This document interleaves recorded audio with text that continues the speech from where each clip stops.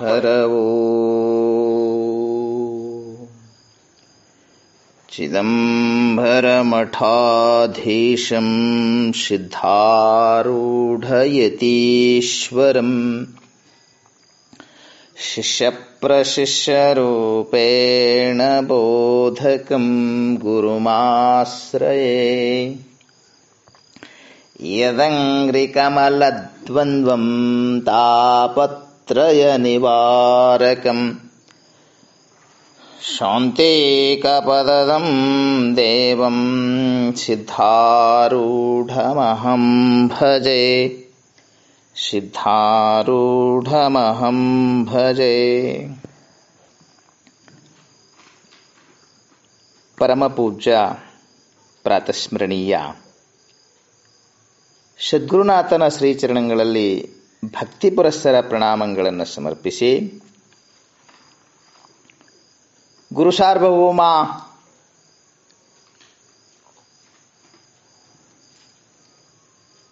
ಪರಶಿವನ ಪರಾವತಾರಿ ನಿಗಮಾಗಮ ಸಮನ್ವಯ ಶ್ರೋತ್ರಿ ಸದ್ಗುರು ಸಿದ್ಧಾರೂಢ ಮಹಾಸ್ವಾಮೀಜಿಯವರ ಶ್ರೀಚರಣಗಳಲ್ಲಿ ನಮಿಸಿ, ಅಪಾರವಾಗಿರತಕ್ಕಂಥ ಅಧ್ಯಾತ್ಮ ಜ್ಞಾನವನ್ನು ದಯಪಾಲಿಸಿದಂಥ ಪೂಜ್ಯ ಮಹಾತ್ಮರಾದ ಯತಿಕುಲ ತಿಲಕ ಶಿವಯೋಗದ ಸಾಮ್ರಾಟ ಪರಮಪೂಜ್ಯ ಶ್ರೀಮನ್ನಿಜಗುಣ ಶಿವಯೋಗಿಗಳ ಶ್ರೀಚರಣಗಳಲ್ಲಿ ನಮಸ್ಕರಿಸಿ, ಕೈವಲ್ಯ ಪದ್ಧತಿ ಗ್ರಂಥದ ಚಿಂತನೆಯಲ್ಲಿ ಈ ಒಂದು ತಂತ್ರಜ್ಞಾನದ ಸಹಕಾರದಿಂದ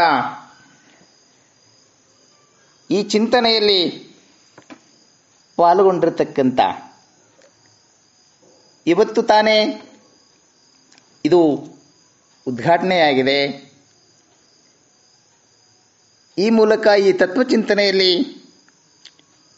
ಸಮಾವೇಶಗೊಂಡಂಥ ಸಮಸ್ತ ಜಿಜ್ಞಾಸು ಬಳಗವೇ, ನಿಮ್ಮೆಲ್ಲರಿಗೂ ನನ್ನ ಶರಣುಗಳನ್ನು ಸಲ್ಲಿಸಿ ಚಿಂತನವನ್ನು ಆರಂಭ ಮಾಡುವ.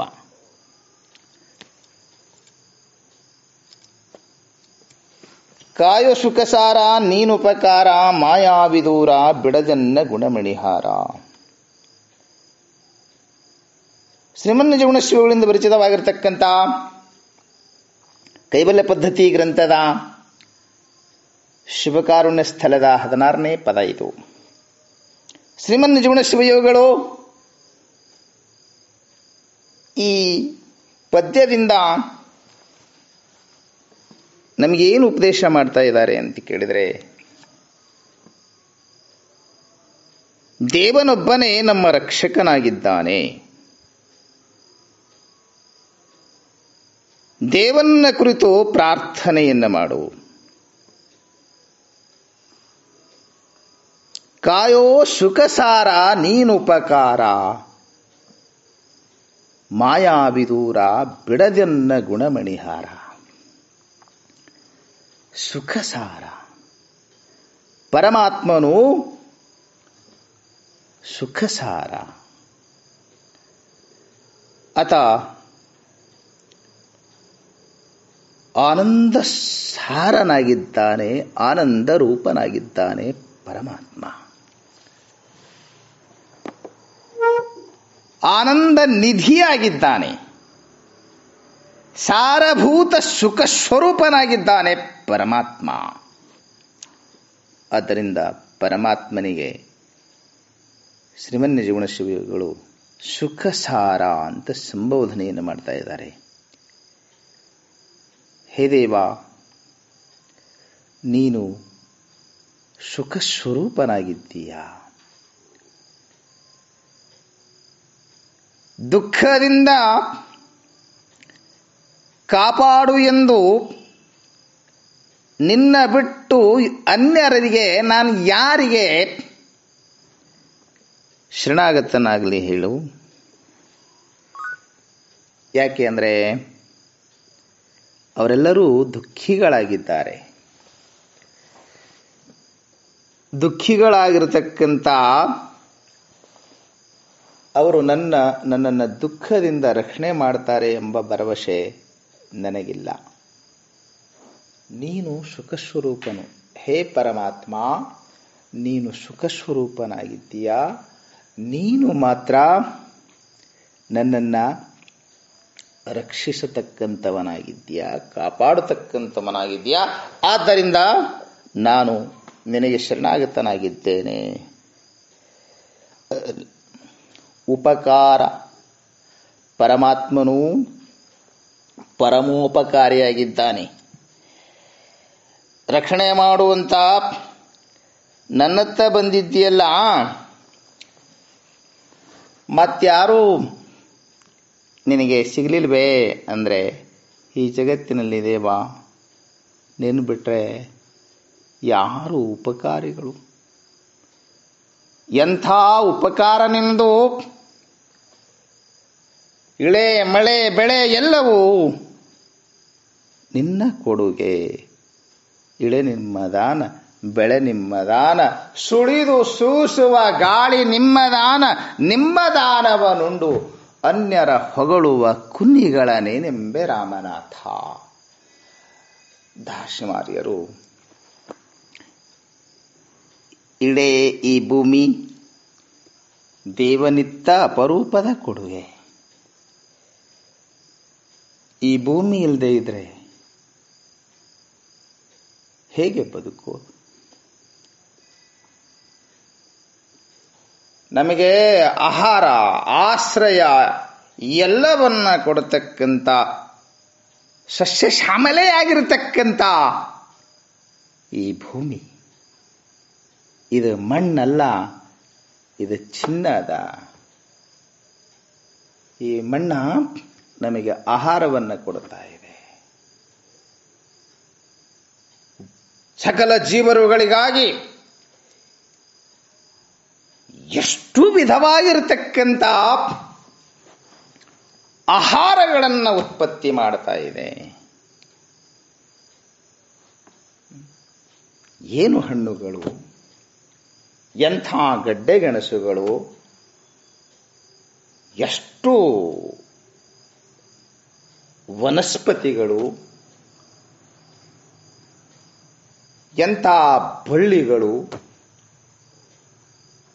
ಏನು ವೆಜಿಟೇಬಲ್ಸ್, ಇವೆಲ್ಲ ಈ ಭೂಮಿ ತಾಯಿ ನಮಗಾಗಿ ಬೆಳೀತಾ ಇದ್ದಾಳೆ. ಇಂಥ ಭೂಮಿಯನ್ನ ದೇವ ನೀನಿತ್ತ ಕೊಡುಗೆ ಅಲ್ವೇ ಇದು? ಎಂಥ ನಿಸರ್ಗವನ್ನ ರಚನಾ ಮಾಡಿದಿ. ಏನು ಮೈದುಂಬಿ ಹರಿಯುವಂತ ನದಿ ನದಗಳು, ಏನು ಗುಡ್ಡ ಪರ್ವತಗಳು ನಮಗೆಲ್ಲ ಉಪಕಾರ ಮಾಡ್ತಾ ಹರಿತಾ ಇವೆ.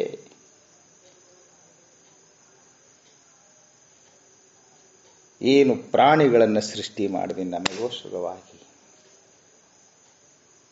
ಗೋಮಾತಾ ಬಹುಶಃ ಜನ್ಮ ಕೊಟ್ಟ ಮಾತಾ ಪ್ರಥಮ ಮಾತಾ, ಆದರೆ ನಮಗೆ ಎರಡನೇ ಮಾತಾ ಅಂದ್ರೆ ಗೋಮಾತಾ.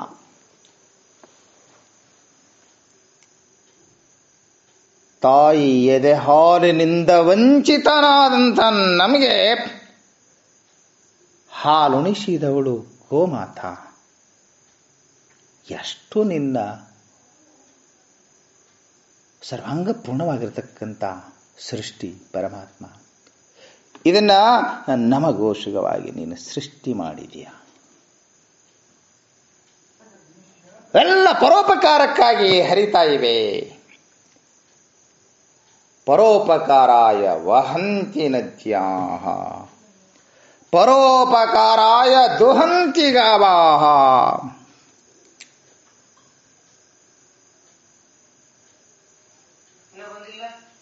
ಪರೋಪಕಾರಕ್ಕಾಗಿ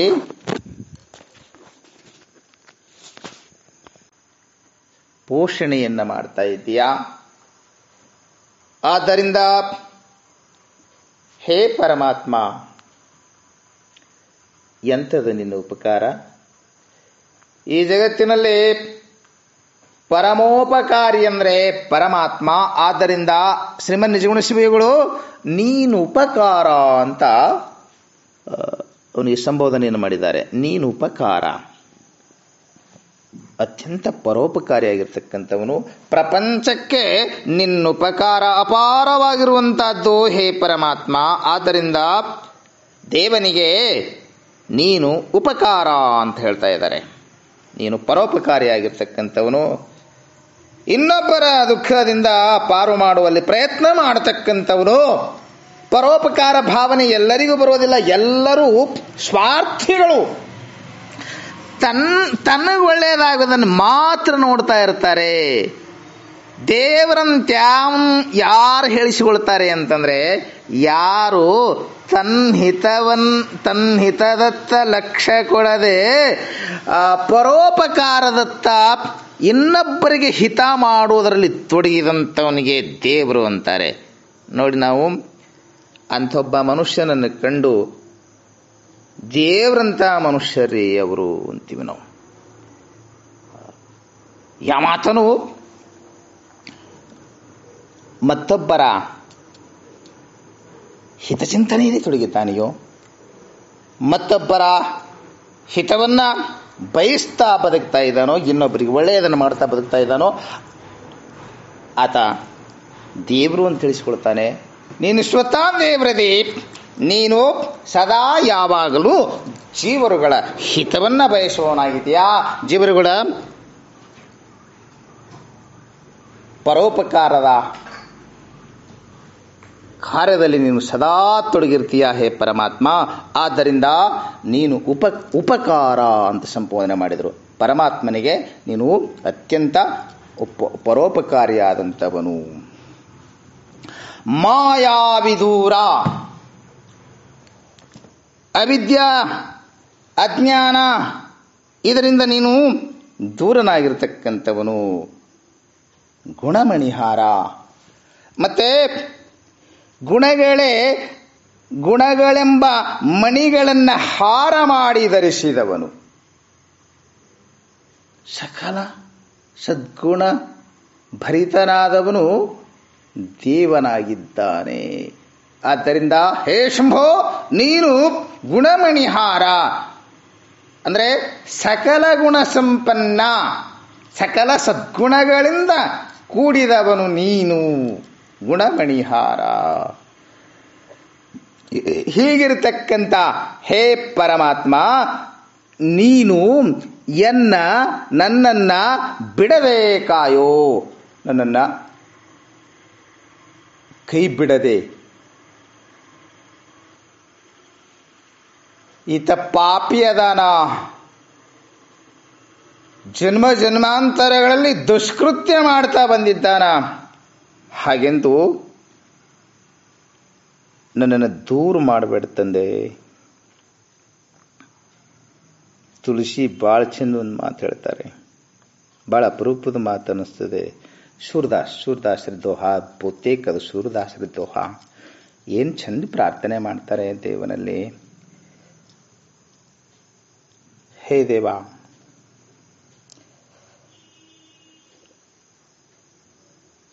ಒಂದು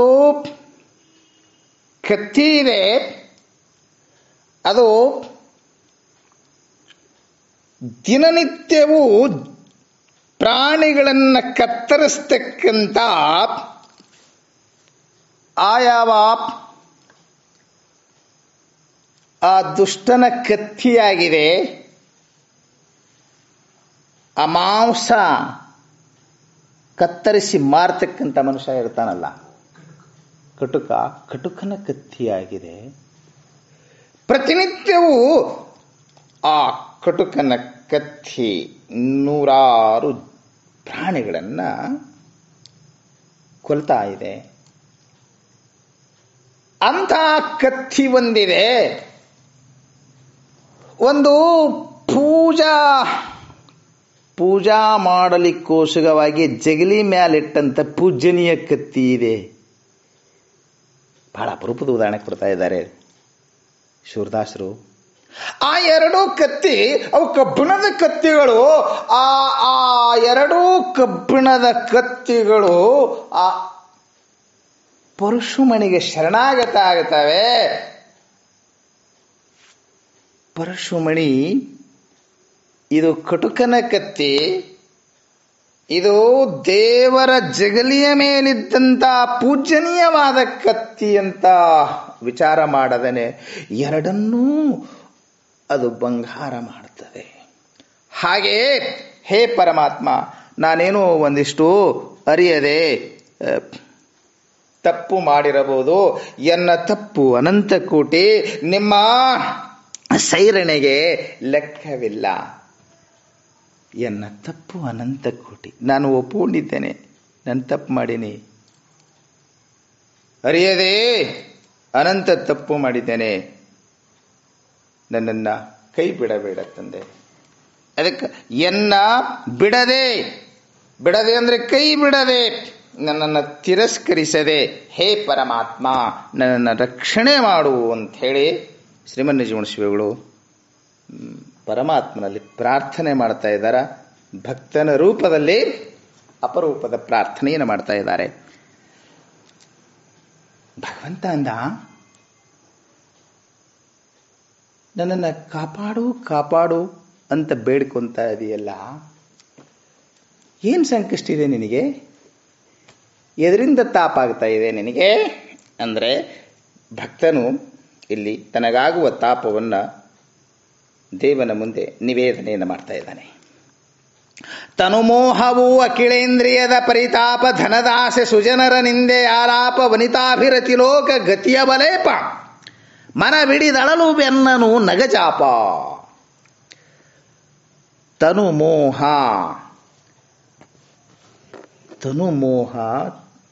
ನನ್ನನ್ನು ಅಳಲುವಂತೆ ಬಳಲುವಂತೆ ಮಾಡಿದೆ, ದುಃಖಿಯನ್ನಾಗಿ ಮಾಡಿದೆ.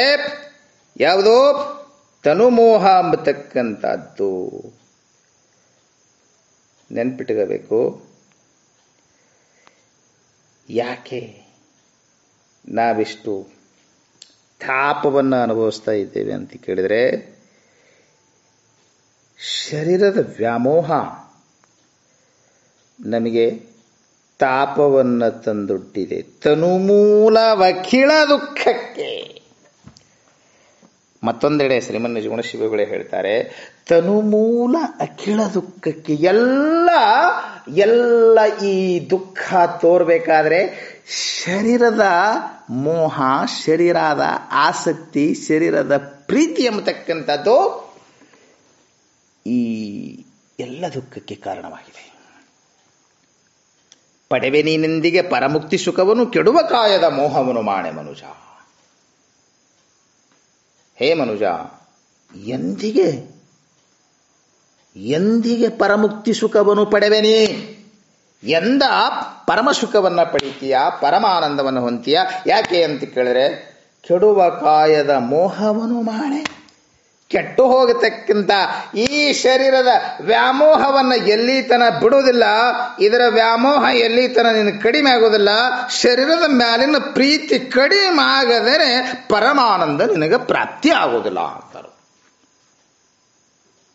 The body it self is the biggest disease. ಈ ಶರೀರನೇ ತನ್ನಷ್ಟಕ್ಕೆ ತಾನೇ ಮಹಾರೋಗಿಯಾಗಿದೆ. ತನ್ನು ರುಜೆಯಾಗರ ಅತಿ ದುಃಖ ಸಾಗರ, ಅನುತಾಪ ಕ್ಲೇಶಾದಿಗಳ ಗೊತ್ತು ತನುಮೂಲವಾದರಿಂದ ಕಿಳ ದುಃಖಕ್ಕೆ, ತನುಭಾವಗಳಿಯೇ ದುಃಖದ ಕೇಡು ಅಂದ್ರು. ಅನಂತ ದುಃಖದ ಆಗರ, ಅನಂತ ದುಃಖದ ಸಾಗರ. ಇಂಥ ಈ ಶರೀರದ ವ್ಯಾಮೋಹವನ್ನ ನೀನು ಕಡಿಮೆ ಮಾಡಿಕೊಳ್ಳದೇನೆ ಶರೀರದ ಮೋಹ ಎಂಬತಕ್ಕಂಥದ್ದನ್ನ ನೀಗದನೆ ನೀನು ಪರಮ ಸುಖಿಯಾಗಲು ಸಾಧ್ಯವಿಲ್ಲ ಅಂತಿದ್ದಾರೆ. ಎಷ್ಟು ಈ ಶರೀರದ ಮ್ಯಾಲ ಆಸಕ್ತಿ ಪ್ರೀತಿ ಎಂತಿದೆ ಶರೀರ. ಜಗನ್ಮಾತೆ ಅಕ್ಕಮಾದೇವಿ ತಾಯಿಯವರು ಹೇಳ್ತಾರೆ, ಅಮೇದ್ಯದ ಮಡಿಕೆ ಮೂತ್ರದ ಕುಡಿಕೆ, ಎಲುವಿನ ತಡಿಕೆ, ಕೀವಿನ ಹಡಿಕೆ, ಸುಳಿ ದೇಹವ ಒಡಲ ಬಿಡಿದು ಕೆಡದಿರು ಚೆನ್ನ ಮಲ್ಲಿಕಾರ್ಜುನನ ಅರಿಮರುಳೆ. ಅಕ್ಕ ಮಹಾದೇವಿ ತಾಯಿಯ ಅಪರೂಪದ ಮನಮೋಹಕ ಲೋಕೋತ್ತರ ಚಲುವೆಯಾಗಿದ್ಲು. ಅವಳ ಆ ಚಲುವಿಕೆಯನ್ನ ಕಂಡು ಮೋಹಿಸಿ ನಿಂತ ಕೌಶಿಕನಿಗೆ ಈ ಮಾತು ಹೇಳ್ತಾ ಇದ್ದಾಳೆ. ಎಷ್ಟು ಈ ಶರೀರದ ಮ್ಯಾಗ ಮೋಹಾಸಕ್ತಿಯಿಂದ ಕೂಡಿದ್ಯಲ್ಲ ಮರುಳೆ, ಹುಚ್ಚದಿನಿ. ಏನದ ಇದನ್ನು, ಇದು ಏನಿದೆ ಎಂತಿದೆ ಸ್ವಲ್ಪರ ವಿಚಾರ ಮಾಡಿ ನೋಡಿದ್ಯಾ?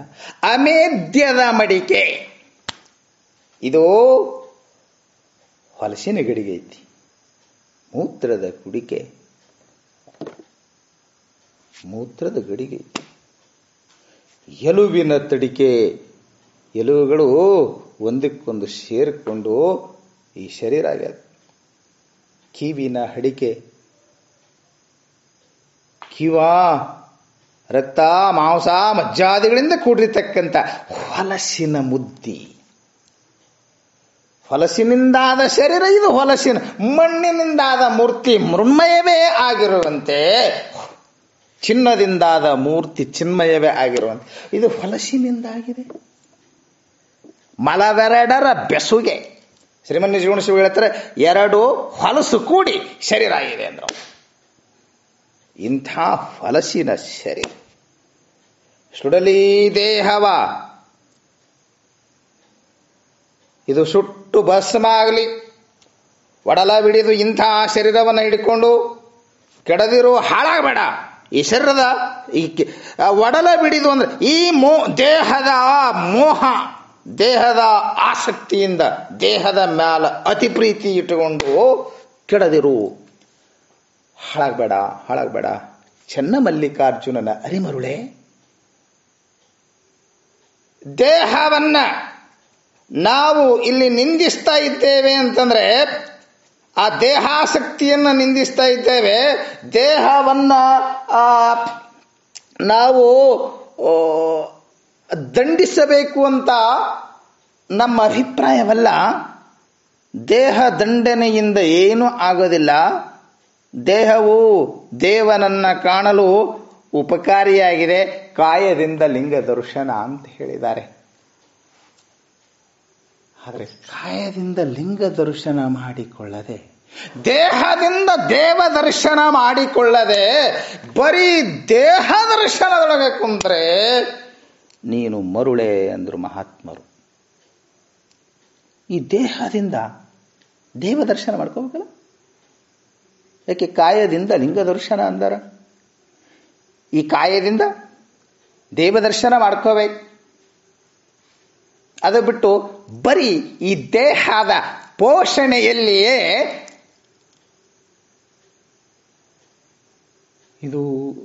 ಇದನ್ನ ಪೋಷಿಸುವುದರಲ್ಲಿ, ಇದರ ಹಸಿವೆಗಳನ್ನು ಈಡೇರಿಸುವುದರಲ್ಲಿಯೇ ಕಾಲ ಕಳೆದು ಬಿಟ್ರೆ ಜನ್ಮ ನಿರರ್ಥಕ ಆಗ್ತದ. ಏನ್ ಮಾಡ್ತಾ ಇದ್ದೇವೆ ನಾವು? ಉಣ್ಣೋದು, ತಿನ್ನೋದು, ಉಡೋದು, ಮೋಜ ಮಜಾ ಮಾಡೋದು, ಇದರಲ್ಲೇನೆ ಸಮಯ ಕಳೆದು ಹೋಗ್ತಾ ಇದೆ. ಅರ್ಥವಿಲ್ಲ ಬದುಕಿಗೆ. ಅಪರೂಪದ ಮನುಷ್ಯ ದೇಹ, ಇದರ ಸಾರ್ಥಕತೆ ಆಗ್ಬೇಕಲ್ಲ. ಬ್ರಾಹ್ಮಣಸ್ಯ ದೇಹೋಯಂ ಕ್ಷುದ್ರಕಾಮಾಯ ನೇಷ್ಯತೆ, ಕೃಚ್ಛ್ರಾಯ ತಪಸೇ ಚೇಹ ಪ್ರೇತ್ಯಾನಂತ ಸುಖಾಯ ಚ. ಬಲ್ಲವರು ಬಹಳ ಚಂದ ಹೇಳಿದ್ರು, ಯಾತಕ್ಕಾಗಿ ಮನುಷ್ಯ ದೇಹ ಬಂದಿರುವಂತಹದ್ದು. ಬ್ರಾಹ್ಮಣಸ್ಯ ದೇಹೋಯಂ, ಬ್ರಹ್ಮಜ್ಞಾನವನ್ನು ಪಡೆಯಲು ಬಂದಿರತಕ್ಕಂಥ ಈ ಮುಮುಕ್ಷುವನ ದೇಹ ಇದು ಬಹಳ ಪರಮೋಪಕಾರಿಯಾಗಿದೆ. ಜನ್ಮ ಸಾರ್ಥಕ ಆಗ್ತದೆ. ದೇಹದ ಸದ್ಬಳಕೆಯಾದರೆ ದೇಹದಿಂದ ಬರೀ ಭೋಗಿಯಾಗಿ ಭೋಗಕ್ಕಾಗಿನೇ ದೇಹವನ್ನು ಬಳಸ್ತಿಂದ್ರ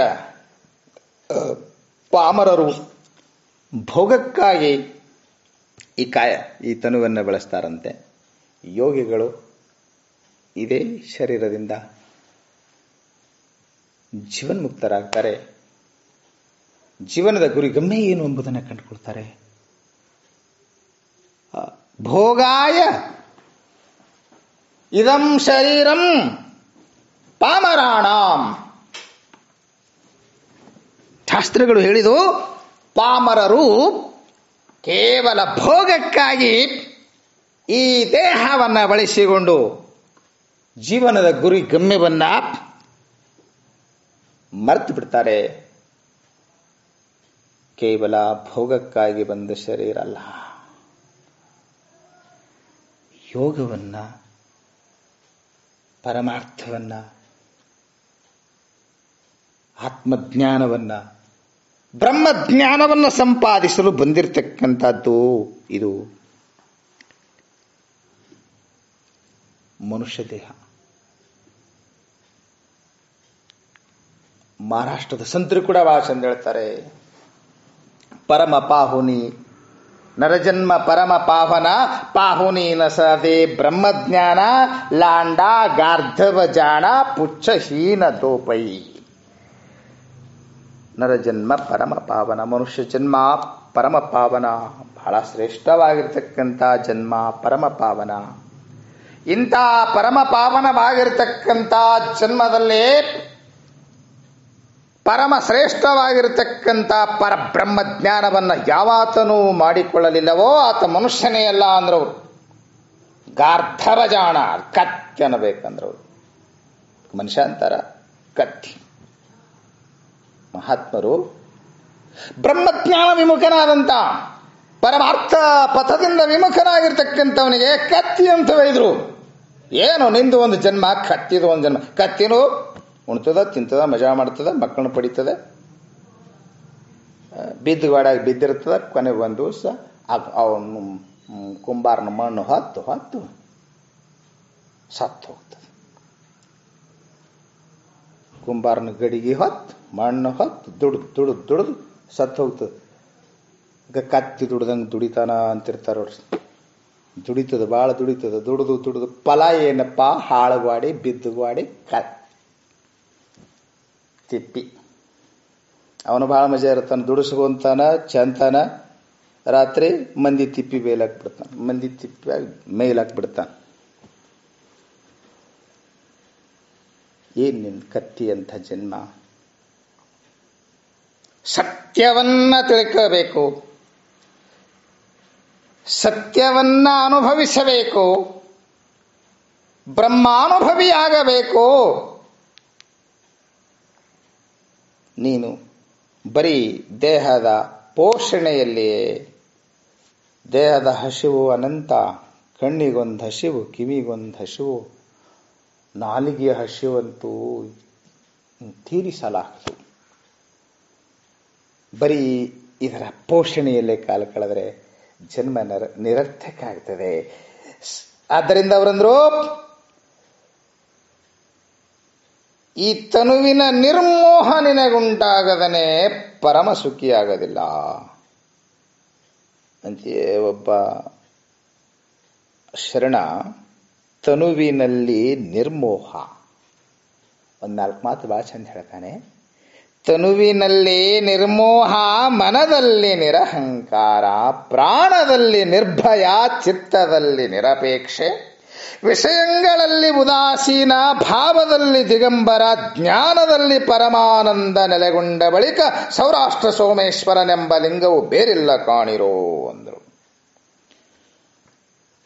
ಬಹಳ ಚಂದ ಮಾತುಗಳು.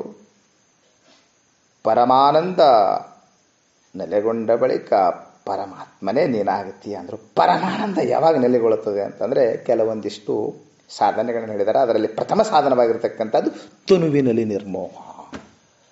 ತನುವಿನಲ್ಲಿ ನಿರ್ಮೋಹ ಬರಬೇಕು ಮೊದಲು. ತನುವಿನ ಅಭಿಮಾನವನ್ನ ಕಳ್ಕೋಬೇಕು ಮೊದಲು. ಅದಾಗಲೇ ಪರಮಾನಂದದ ಪ್ರಾಪ್ತಿ. ಎಲ್ಲಿವರೆಗೆ ತನುಮೋಹ ಇದೆಯೋ ಅಲ್ಲಿವರೆಗೆ ದುಃಖ ಬಿಟ್ಟದ್ದಲ್ಲ. ಆದ್ದರಿಂದ ಎಲ್ಲ ಮಹಾತ್ಮರು ತನುಮೋಹವನ್ನ ನೀಗಲು ಬಹಳ ಒತ್ತು ಕೊಟ್ಟು ಉಪದೇಶವನ್ನು ಮಾಡ್ತಾ ಇದ್ದಾರೆ. ಅಂಗಸಂಗವೆಂಬುದು ಅನಾಚಾರ. ಮತ್ತೊಬ್ಬ ಶರಣ ಅಂಗಸಂಗವೆಂಬುದು ಅನಾಚಾರ, ಅಂಗಸಂಗಿಯಾದವಂಗೆ ಲಿಂಗಸಂಗವಿಲ್ಲ ಅಂದ್ರು. ಅಂಗಸಂಗಿಯಾದವಂಗೆ ಲಿಂಗಸಂಗವಿಲ್ಲ. ಎಲ್ಲಿ ತನ ಆ ಅಂಗಸಂಗಿಯಾಗಿರ್ತಾನ, ಶರೀರದ ಸಂಬಂಧವನ್ನ ಇಟ್ಕೊಂಡಿರ್ತಾನ, ಅಲ್ಲಿ ತನ ತಾಪ ಬಿಟ್ಟದ್ದಲ್ಲ ನೋಡ್ರಿ. ಈ ಹಾಲು ಕುದೀತದ ನೋಡಿದ್ರಲ್ಲ, ನೀರ ತಳಮಳ ತಳಮಳ ಅಂತ ಕುದೀತಿರ್ತದೆ, ಹಾಲು ಕುದೀತಿರ್ತದ. ಯಾಕೆ ಕುದೀತಾ ಇರ್ತದೆ ಹಾಲು? ನೀರು ಯಾಕೆ ಕುದೀತಾ ಇರ್ತದೆ? ಬೆಂಕಿ ಹಚ್ಚಾರ. ಎದಕ್ಕೆ ಬೆಂಕಿ ಹಚ್ಚಾರ? ಹಾಲಿಗೆ ಹಚ್ಚಾರ, ನೀರಿಗೆ ಹಚ್ಚಾರ? ಬೋಗಣಿ ಕಾಲಾಗತ್ತದ. ಬೋಗಣಿ ಕಾಯಿದ್ರೆ ಇವ್ಯಾಕೆ ಕುದೀತಾ ಇವೆ?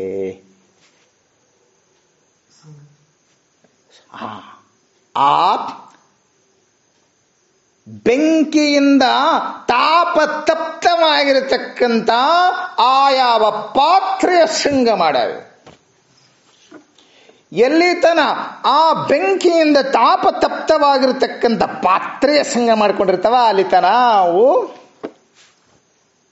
ಕುದೀತಾ ಇರ್ತವೆ. ಅವುಗಳ ತಾಪ ತಪ್ಪಿದ್ದಲ್ಲ.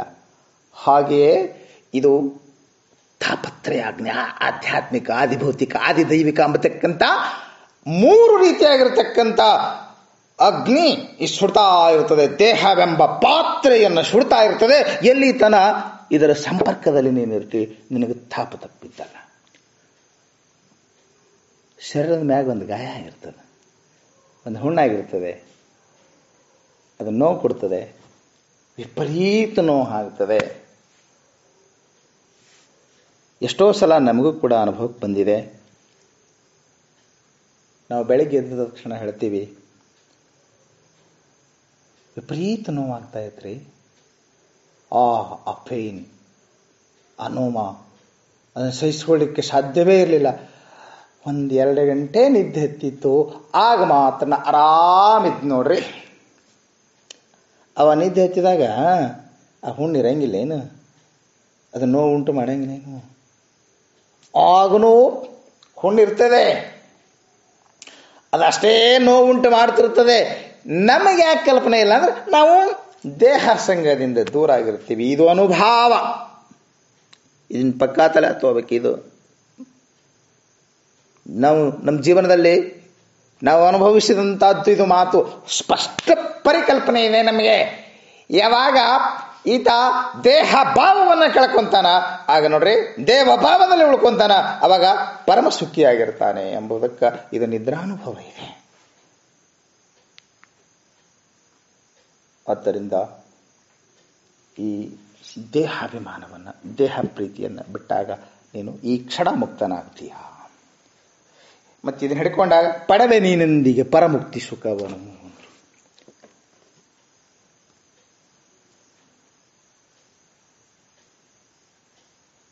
ನಾನು ಈ ಕುರಿತು ಒಂದು ಬಹಳ ಅಪರೂಪದ ದೃಷ್ಟಾಂತ, ಮಹಾ ವೈರಾಗ್ಯದ ಕಡಿ ಸುಖಯೋಗಿ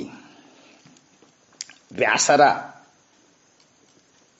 ಪ್ರೀತಿಯ ಪುತ್ರ ಸುಖಯೋಗಿ. ಶುಕನ ವಿರತಿ ನಿನಗುಂಟೆ. ಸರ್ಪಭೂಷಣರು ಶುಕನ ವಿರತಿ ನಿನಗುಂಟೆ ಅಂತ ಕೇಳ್ತಾರೆ. ಶುಕನಂತ ವಿರತಿ ಯಾರಿಂದ ಸಾಧ್ಯ?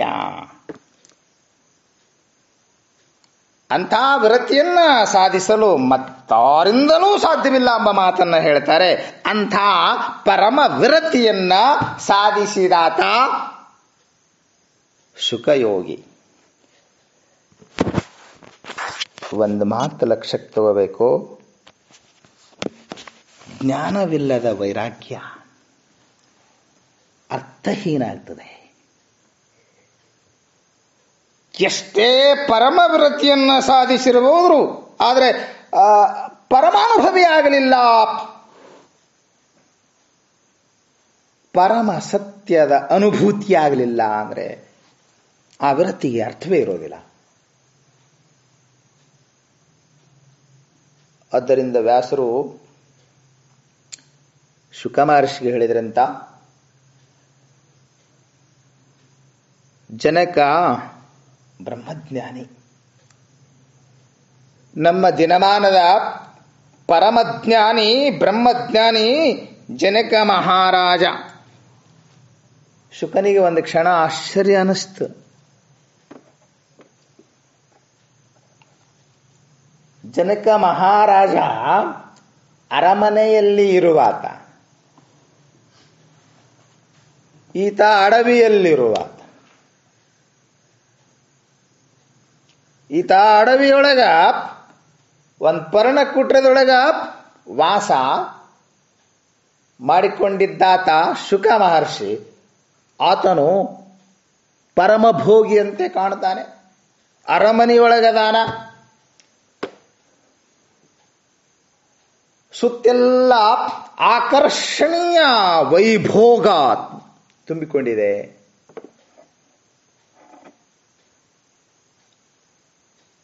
ವ್ಯಾಸ ಮಹಾಜ್ಞಾನಿ, ನಮ್ಮ ತಂದೆ ಅಂದ್ರೂ ಕೂಡ ಅವರು ಪರಮಜ್ಞಾನಿ ಎಂಬ ಪರಿಕಲ್ಪನೆ ಅವನಿಗಿತ್ತು. ಇಂಥವರು ಕೂಡ ವ್ಯಾಸನೆಡೆಗೆ ಹೋಗುವಂತಾರಲ್ಲ, ಅದು ವ್ಯಾಸನಂತವರು ಜನಕನಂತ ಅರಸನ ಸನ್ನಿಧಿಗೆ ಹೋಗಂತಾರಲ್ಲ.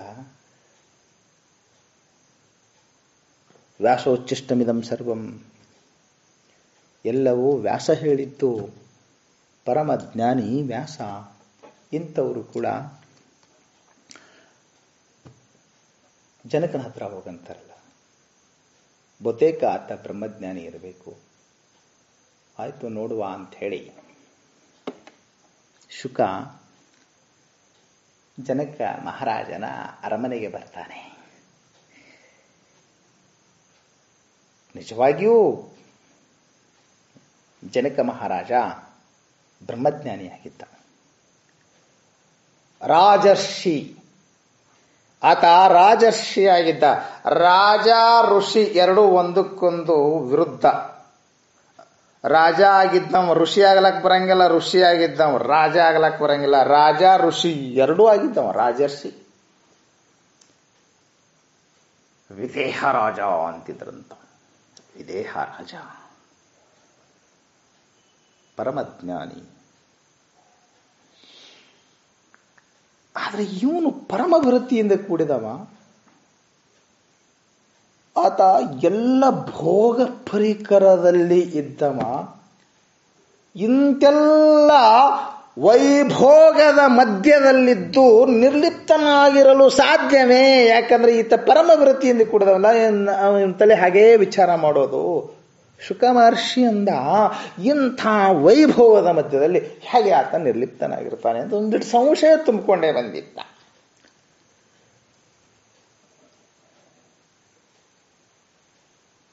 ಜನಕ ಮಹಾರಾಜನಿಗೆ ಗೊತ್ತಾಗಿತ್ತು, ಶುಕ ಬ್ರಹ್ಮಜ್ಞಾನ ಅಭಿಲಾಷೆಯಿಂದಾಗಿ ಅರಮನೆಗೆ ಹೊಂಟಿದ್ದಾನೆ ಅಂತ ಕಲ್ಪನೆ ಬಂದಿತ್ತು ಅವರಿಗೆ. ಹಾಗಾಗಿ ಅವನ ಸ್ವಾಗತ ಮಾಡಲಿಕ್ಕೆ ಮಂತ್ರಿಗಳಿಗೆ ರಾಜ ಜನಕ ಮಹಾರಾಜ ಹೇಳಿದ್ದ, ವೈಭವದ ಸ್ವಾಗತ, ನೃತ್ಯ ಗೀತ ನರ್ತನದೊಂದಿಗೆ ಸ್ವಾಗತ ಮಾಡಿದರು. ಅದನ್ನೆಲ್ಲ ಕಂಡಾಗ ಶುಕ ಮಹರ್ಷಿಗನಿಸ್ತು, ನಾನು ದಾರಿ ತಪ್ಪಿ ಬಂದೇನು, ನನ್ನಂತವ ಬರೋ ಜಾಗ ಅಲ್ಲೇನೋ ಇದು ಅನಿಸ್ತವನಿಗೊಂದು ಕ್ಷಣ. ಯಾಕಂದ್ರೆ ಏನೋ ಅದ್ದೂರಿಯ ಸ್ವಾಗತ ಮಾಡಿದ್ದಾರೆ. ಏನು ಭೋಜನ, ಏನು ನರ್ತನ, ಏನು ವೈಭವ, ಅದನ್ನೆಲ್ಲ ಸುಮ್ಮನೆ ಮೂಕ ವಿಸ್ಮಿತನಾಗಿ ಎಲ್ಲವನ್ನೂ ಗಮನಿಸ್ತಾ ಇದ್ದ.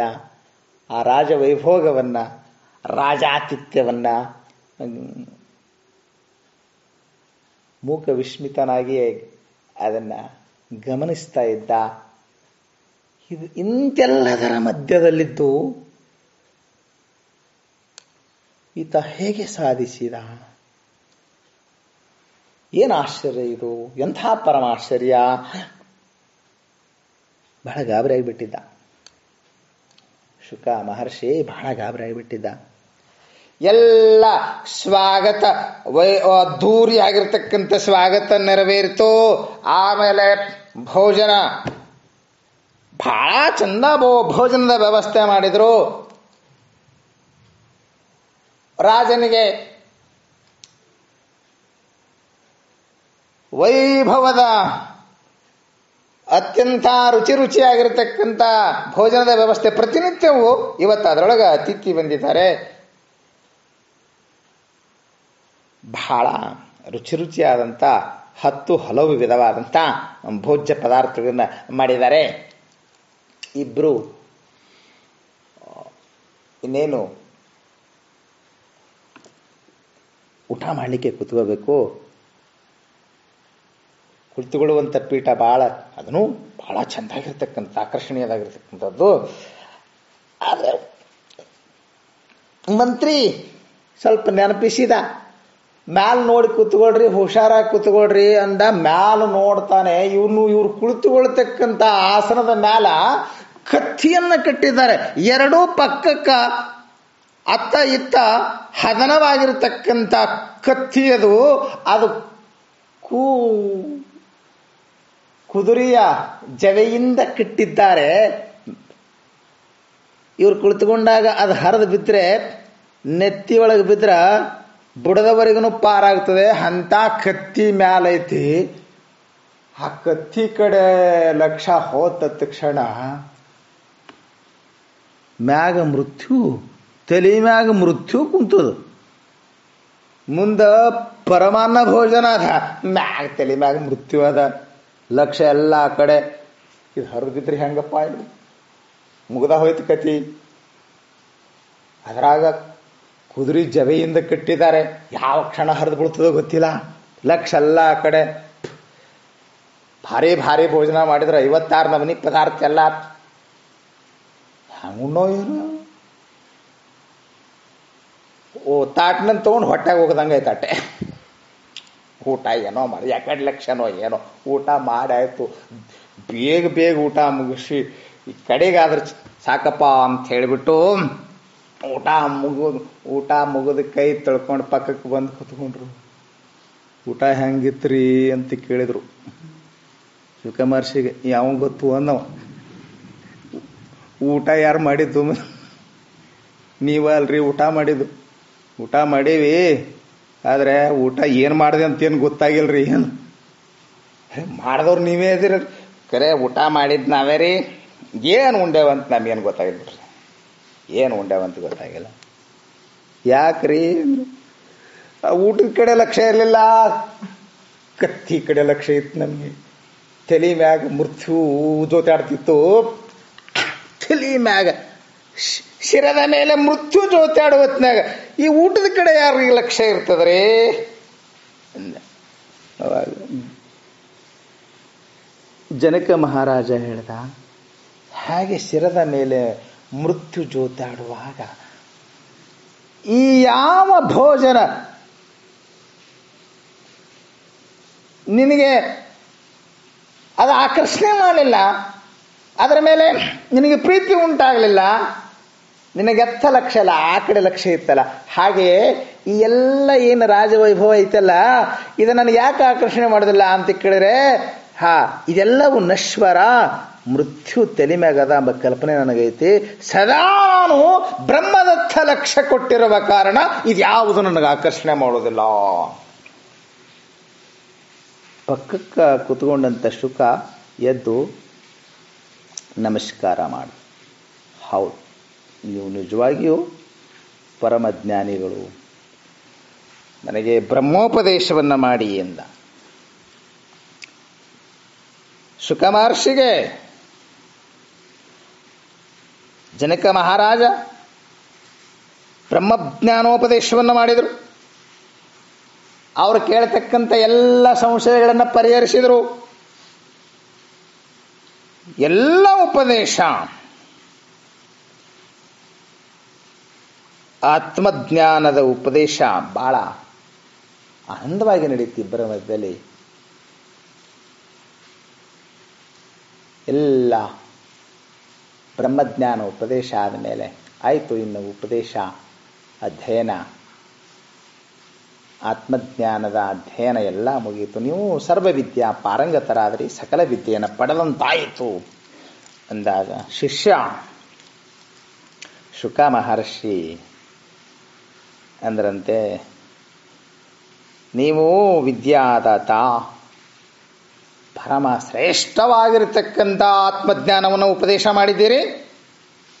ಪ್ರತಿಯಾಗಿ ಏನು ಗುರುದಕ್ಷಿಣೆ ಕೊಟ್ಟರು ಎಲ್ಲವೂ ನಶ್ವರ, ಶಾಶ್ವತವಾದಂಥದ್ದನ್ನು ನೀವು ನನಗೆ ದಯಪಾಲಿಸಿದ್ದೀರಿ. ಪರಮ ಸತ್ಯವನ್ನು ನನಗೆ ದಯಪಾಲಿಸಿದ್ದೀರಿ. ನಾನೊಂದಿಷ್ಟು ದಕ್ಷಿಣೆ ಕೊಡಬೇಕು ನಿಮಗೆ, ಗುರುದಕ್ಷಿಣೆ ಅಂತ ಕೊಡಬೇಕಲ್ಲ.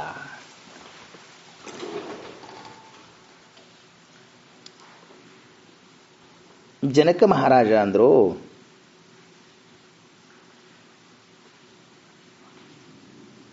ನೀನು ಅತ್ಯಂತ ಪ್ರೀತಿಯಿಂದ ಏನು ಗ್ರಹಿಸಿದ್ದೀಯಾ ಅದುವೇ ನನಗೆ ಪರಮ ದಕ್ಷಿಣೆ, ಮತ್ಯಾವ ದಕ್ಷಿಣೆ ಬೇಡ ಅಂದ್ರು. ಇಲ್ಲ, ನಾನು ದಕ್ಷಿಣೆ ಕೊಡಲೇಬೇಕು. ಜನಕ ಮಹಾರಾಜನಿಗೆ ಇನ್ನೂ ಒಂಚೂರು ಪ್ರಾಕ್ಟಿಕಲ್ ಆಗಿ ಉಪದೇಶ ಮಾಡಬೇಕು, ಎಲ್ಲೋ ಒಂಚೂರು ಕಸರಿದೆ ಎಂಬತಕ್ಕಂಥ ಭಾವನೆ ಇನ್ನೂ ಒಂಚೂರು ಅವರೊಳಗಿತ್ತು. ಆದ್ದರಿಂದ ಈಗಲೂ ಕೂಡ ಇನ್ನೊಂದಿಷ್ಟು ಪ್ರಾಕ್ಟಿಕಲ್ ಆಗಿ ಉಪದೇಶ ಮಾಡೋಣ ಅಂತ ತಿಳ್ಕೊಂಡು ಜನಕ ಮಹಾರಾಜನಂತ, ಯತಿಶ್ರೇಷ್ಠನೇ, ನೀನು ನನಗೆ ದಕ್ಷಿಣೆ ಅಂತ ಕೊಡೋದಾದ್ರೆ ಇಂಥ ದಕ್ಷಿಣೆ ಕೊಡಬೇಕು, ಜಗತ್ತಿನೊಳಗ ಬಾತಿಗೆ ಬಾರದ ವಸ್ತು, ಗ್ರಾಮ್ಯ ಭಾಷೆಯಲ್ಲಿ ಬಾತಿಗೆ ಬಾರದ ವಸ್ತು ಅಂತ ಬಳಸ್ತೀವಿ, ಅಂದ್ರೆ ನಿರುಪಯೋಗಿ ಆಗಿರ್ತಕ್ಕಂಥದ್ದು ಅಂತ. ನಿರುಪಯೋಗಿ ಅಂತ ಯಾವುದದ ನೋಡು, ಕೆಲಸಕ್ಕೆ ಬಾರದಂತ ಯಾವುದೈತಲ್ಲ ಅದು ಅತ್ಯಂತ ನಿರುಪಯೋಗಿ ಆಗಿರಬೇಕು. ಈ ಜಗತ್ತಿನೊಳಗೆ ಅತ್ಯಂತ ನಿರುಪಯೋಗಿ ಆದದ್ದು ಯಾವುದಾದ್ರೂ ಒಂದಿದ್ರ ಅದನ್ನು ತಂದು ನನಗೆ ಒಪ್ಪಿಸು ಅಂದ್ರಂತ. ಎಂಥ ಗುರುದಕ್ಷಿಣೆ ಜಗತ್ತಿನಾಗ ಯಾವ ಗುರುನೂ ಕೇಳಿಲ್ಲ, ಯಾವ ಶಿಷ್ಯನು. ನಿರುಪಯೋಗಿ ಆದದ್ದನ್ನು ಯಾರ ದಕ್ಷಿಣೆ ಅಂತ ಯಾರು ಬಿಡ್ತಾರೆ ಹೇಳಿ? ಯಾರು ಅದನ್ನ ಅಪೇಕ್ಷೆ ಮಾಡ್ತಾರೆ? ನಿರುಪಯೋಗಿ ಆದದ್ದು ಇವರು ವಿಚಿತ್ರ ಗುರುಗಳು ಗಂಟು ಬಿದ್ದರು. ಜಗತ್ನಾಗ ಅತ್ಯಂತ ನಿರುಪಯೋಗಿ, ಬಾತಿಗೆ ಬಾರದ್ದು, ಕೆಲಸಕ್ಕೆ ಬಾರದ್ದು ಏನದ ಅದನ್ನು ತಂದು ನನಗೆ ಒಪ್ಪಿಸು ಅಂತ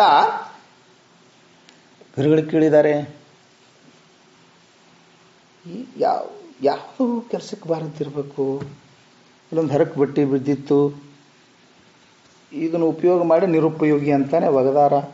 ಇದು ನಿರುಪಯೋಗಿ ಅಂತ ಹೇಳಿ ಅದನ್ನು ಕೈಯಾಗ ಹಿಡ್ದ, ಅದಂತೂ ನಾಯಕ್ ನಿರುಪಯೋಗಿ ಅಂತ ನಾನು ತಗೊಂಡು ಕೌದಿ ಹೊಲಿತಾರೆ. ಹುಟ್ಟ ಹರಿದ ಬಟ್ಟೆ ಅದನ್ನು ತಗೊಂಡೆ ತಾನೆ. ಇನ್ನು ಕೌದಿ ಹೊತ್ಕೊಂಡು ಹರಿದು ಬಿದ್ದದ್ದು ಒಂದಿಷ್ಟು ಇತ್ತು ಬಟ್ಟೆ. ಇದಂತೂ ಈಗ ಪೂರ್ತಿ ನಿರುಪಯೋಗಿನ ಅಂತ ಅದನ್ನ ಶೂಟ್ರ್, ನಾನು ಮರಕ್ಕೆ ಹಚ್ಚಲಕ್ಕ ಬೂದಿ ಉಪಯೋಗಿ ಆಗ್ತೀನ. ಏನ್ ಅಲ್ಲೊಂದಿಟ್ಟು ಕಸ ಬಿದ್ದ, ಇದು ಕಸ ಕಸ ಅಲ್ಲ, ನಾ ಗೊಬ್ಬರ ಆಗ್ತೀನಿ ಅಂತ ಏನು ಮುಟ್ತಾನ. ಯಾವುದು ನಿರುಪಯೋಗಿ ಅನ್ನಿಸ್ತಾ ಇಲ್ಲ, ಎಲ್ಲವೂ ಬೇಕಾಗಿದೆ. ಈ ಜಗತ್ತು ಬದುಕಲಿಕ್ಕೆ ಎಲ್ಲವೂ ಬೇಕಾಗಿದೆ. ಒಂದು ಹುಳ ಅದ, ಒಂದು ಏನಾದ, ಎಂಥದೇ ಅದ, ಎಲ್ಲವೂ ಬೇಕೆ. ಪಕ್ಷಿ ಅದ, ಪ್ರಾಣಿ ಅದ, ಎಲ್ಲವೂ ಉಪಯೋಗಿಗಳೇ ಆಗಿವೆ. ಯಾವುದು ನಿರುಪಯೋಗಿ?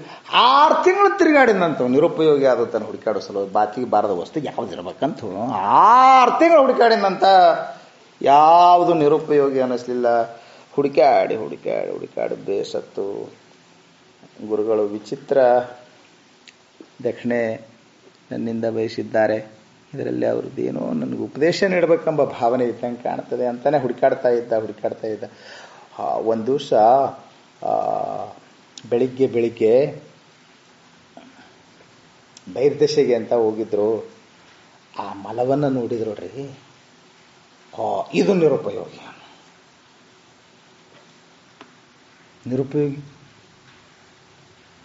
ಇದು ನಿರುಪಯೋಗಿ. ಇಂಥದನ್ನು ದಕ್ಷಿಣೆ ಅಂತ ಕೊಡೋದ? ಏನಿದು? ಇದು ನಿರುಪಯೋಗಿ ಅಂತ ಅದನ್ನ ಮುಟ್ಲಿಕ್ಕೆ ಹೋದ್ರ ಡೋಂಟ್ ಟಚ್ ಮೀ ಅಂತಂತದು. ನಾನ್ ನಿರುಪಯೋಗಿ? ಹಂದಿ ನಮ್ಮನ್ನ ಏಟ್ ಪ್ರೀತಿ ಮಾಡ್ತಾರೆ ಗೊತ್ತದ? ಅವ್ರಿಗೆ ಉಪಯೋಗಿ ಆಗಿದ್ದೀವಿ ನಾವು. ನಿನ್ನ ದೃಷ್ಟಿಯೊಳಗೆ ನಿರುಪಯೋಗಿ ಅಂತ ಅನಿಸ್ಬಹುದು, ನಿನ್ನ ದೃಷ್ಟಿಯಲ್ಲಿ ನಿರುಪಯೋಗಿ ಅಂತ ಅನಿಸಬಹುದು. ನಾನು ಎಷ್ಟು ಉಪಯೋಗಿ ಇದ್ದೀನಿ, ನಾ ಯಾಕೆ ಹಿಂಗಾಗೀನಿ, ನೀ ಮುಟ್ಟೆ ನಾ ಹಿಂಗಾಗೀನಿ. ದೇವ್ರ ಜಗಲಿ ಮ್ಯಾಗ ಅತ್ಯಂತ ಪೂಜನೀಯ ಪ್ರಸಾದವಾಗಿ ಇದ್ದೆ. ಯಾವಾಗ ನಿನ್ನ ಸಂಘ ಮಾಡಿದೆ, ಈ ನಿನ್ನ ಶರೀರದ ಸಂಘ ಮಾಡಿದೆ, ನಾ ಹೀಗಾಗಿ ಕುಂತೀನಿ. ತಕ್ಷಣಕ್ಕ ಅವನಿಗೆ ಹೊಳೀತು, ಸತ್ಯ ತಿಳಿಯಿತು. ಓಹೋ, ಈ ದೇಹಾಭಿಮಾನ, ದೇಹಾಸಕ್ತಿ ಎಂಬುವುದೇ ಅತ್ಯಂತ ನಿರುಪಯೋಗಿಯಾಗಿರ್ತಕ್ಕಂಥದ್ದು. ಸದ್ಗುರುನಾಥನಿಗೆ ಇದನ್ನೇ ದಕ್ಷಿಣೆಯಾಗಿ ಕೊಡೋಣ ಅಂತ ಓಡೋಡಿ ಬಂದ ಶುಕ ಮಹರ್ಷಿ ಸಾಷ್ಟಾಂಗ ನಮಸ್ಕಾರ ಹಾಕದ. ನಿರುಪಯೋಗಿ, ಬಾತಿಗೆ ಬಾರದ ವಸ್ತು ಈಗ ಇದೈತಿ ದೇವ, ಇದನ್ನು ಸ್ವೀಕರಿಸುವಂದಾಗ ಈ ಕ್ಷಣಕ್ಕೆ ನೀನು ಬ್ರಹ್ಮಜ್ಞಾನಿಯಾಗಿ ಹೋಗುವ.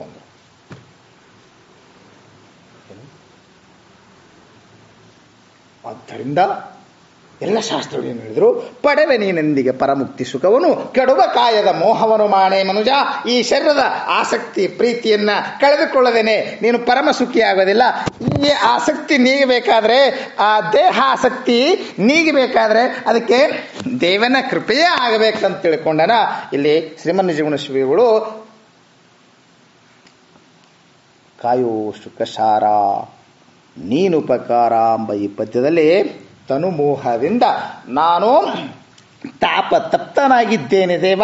ಈ ತನುಮೋಹ, ಈ ಶರೀರದ ಆಸಕ್ತಿ, ಈ ದೇಹದ ಮಮತ್ವ ಬುದ್ಧಿಯನ್ನ ನೀನು ಕಳೆದು ಎನ್ನ ಕಾಯುವಂತವನಾಗು ಅಂತ ಹೇಳಿ ಪ್ರಾರ್ಥನೆ ಮಾಡ್ಕೊತಾ ಇದ್ದಾರೆ ಅಂತ ತಿಳಿಸ್ತಾ ಉಪನ್ಯಾಸಕ್ಕೆ ಮಂಗಲ. ಹರ ಓಂ ತತ್ಸತ್.